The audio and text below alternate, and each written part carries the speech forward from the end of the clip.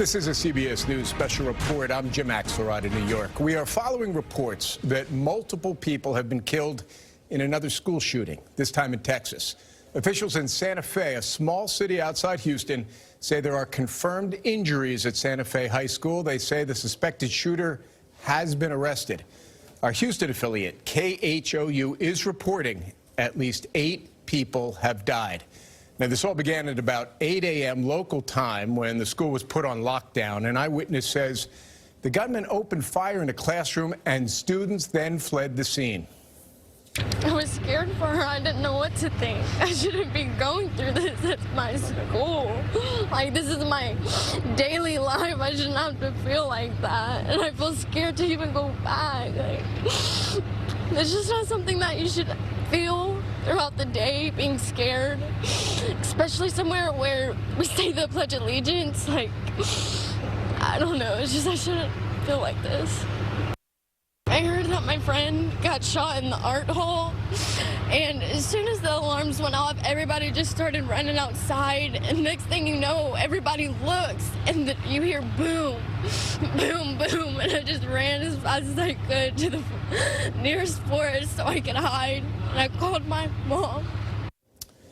CBS News law enforcement and security analyst Paul Violas joins us now. Obviously, this situation is very much in the unfolding stages. Give us a sense of what's going on right now. First thing right now, Jim, for our viewers to understand is the word containment, and that's what law enforcement absolutely has to do and what they've done so far. They verified there was only one shooter, which is very, very important. It's a large campus. So they verified there was one shooter, and they've contained and secured the shooter. The next part is to make sure that everyone that needs medical attention gets it and gets it immediately, which that triage part is working. But the third part of this now, that has multiple layers. Remember, you've got local law enforcement that will take the lead. Then you have the FBI, you have ATF, and any other federal agency that may be brought in on this, that will work together so they set up a command center for them to communicate.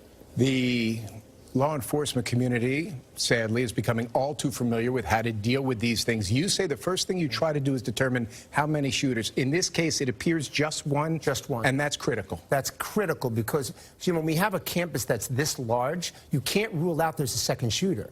What we saw in Parkland, and a lot of folks saw this as we covered this in Parkland, that the shooter actually left the campus as it appeared to be one of the other victims and one of the other students. So it's important for them to verify we only have one shooter. They've done that, and they've contained the scene. Okay, stay with us, if you will. Paul Violas, our law enforcement analyst, thank you very much. Joining us right now on the phone, we have a student at the school named Damon Raybon. Damon, are you there? Yes, sir. I'm told you were in a classroom one door away from the shooting. What can you tell us happened? Well, we were all, it was first period, so we were just doing notes and stuff like how we normally do, and we heard like a loud banging noise. At first, it was just one banging noise. We thought something fell. So the teacher of my classroom actually walked to the hallway, and I followed right behind him, and he turned down the room, and we heard like 5 more bangs, and then a kid came out, had a black trench coat on, a sawed-off shotgun with a pistol grip, and I think something sharp on his chest.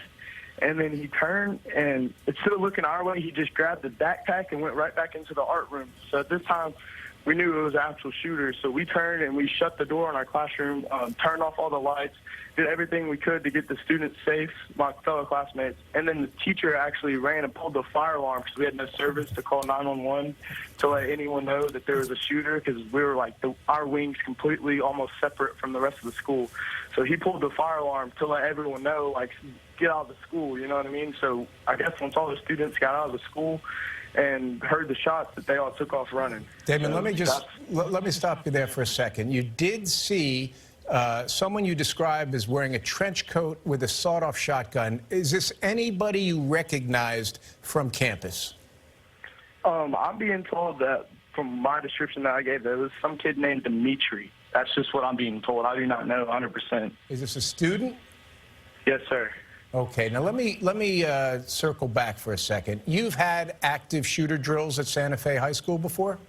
Yes, sir. We had, I think, 2 this year, and then we had one, where we thought there was an actual shooter, and so, we played it just like how it actually was supposed to be played. So the way everything unfolded just this morning was obviously something you had almost rehearsed for. Would you say Oh, yes, things, sir. so what, did you think at all that this was perhaps another rehearsal, or did you know you were in it? At first, we didn't think nothing of it. Like, we thought like someone was banging on the shop door or something, because it was just such a loud, just banging, rattly type noise.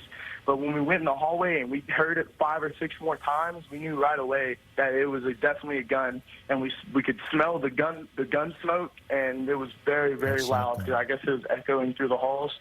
So we ran right back to our class and did exactly how we were trained. We barricaded the door. We took all the desks in the room, put it up against the door. We had everyone sit in the corner to where you could not see. Like, if the shooter would look into the glass and look to the left and to the right, you wouldn't see anything.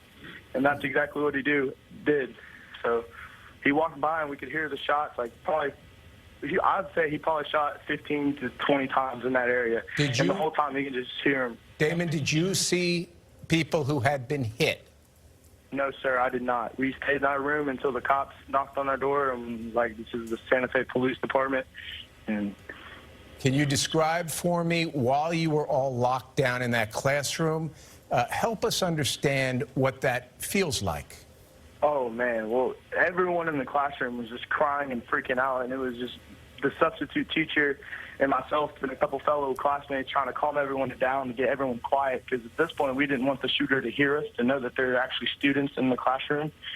But we did pull the fire alarm, so like there's lights were flashing, and you could hear the gunshots, and it was just complete chaos in the room for a good 5 minutes until we got everyone quieted down, and we could just, every shot was just nerve-wracking. It was scary. Damon, I want to stress right now that everything is unconfirmed at this point, but can you share with us what your understanding is of how many people have been hurt and if there have been any fatalities?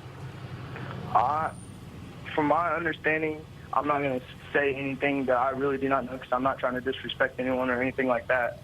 But I talked to someone that was actually in the classroom, and he said that he sat there and watched 3 of his fellow students get murdered. That was his words, not mine. I'm relaying what he said, but he was actually in the classroom. He said the shooters locked eyes with him, and he just didn't shoot at him, and he walked out the room. I understand. You sound remarkably composed for being able to have been through something like this just over the last several hours. From what you're seeing and from who you're talking with in terms of friends, give me a sense right now of what is running through everybody's head. Just unbelievable.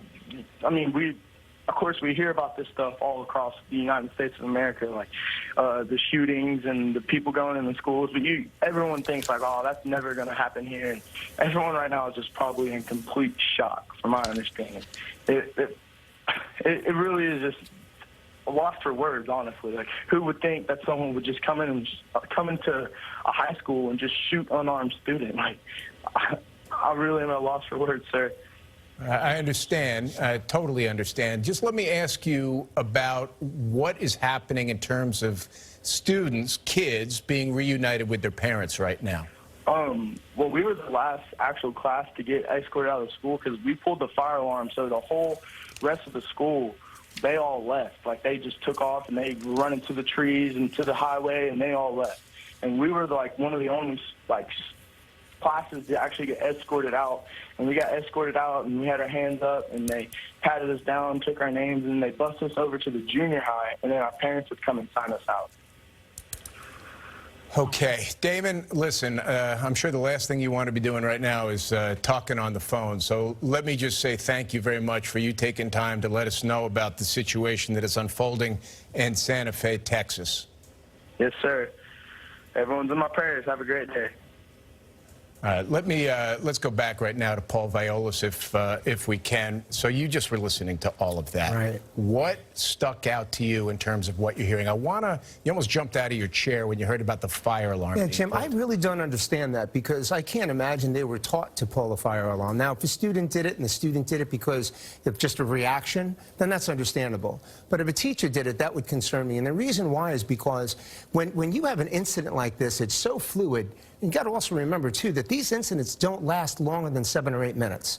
You want to contain these quickly. If you've pulled the fire alarm, you are, in essence, putting everybody And this whole student body running in the same direction could be running right into the shooter. We also saw in Parkland, the shooter pulled the firearm himself for that to happen. So that concerned me. All right, Paul Violas, thank you. Please stay with us. CBS News now can confirm that, according to law enforcement in Santa Fe, Texas, 8 people have been killed in this morning's school shooting. Coverage will continue throughout the day on your local news on the CBS station and on our 24-hour streaming network, CBSN. Watch it at cbsnews.com. There will also be a full wrap-up tonight on the CBS Evening News with Jeff Glor. Many of you will now return to CBS This Morning. This has been a CBS News Special Report. I'm Jim Axelrod, CBS News, New York. For news,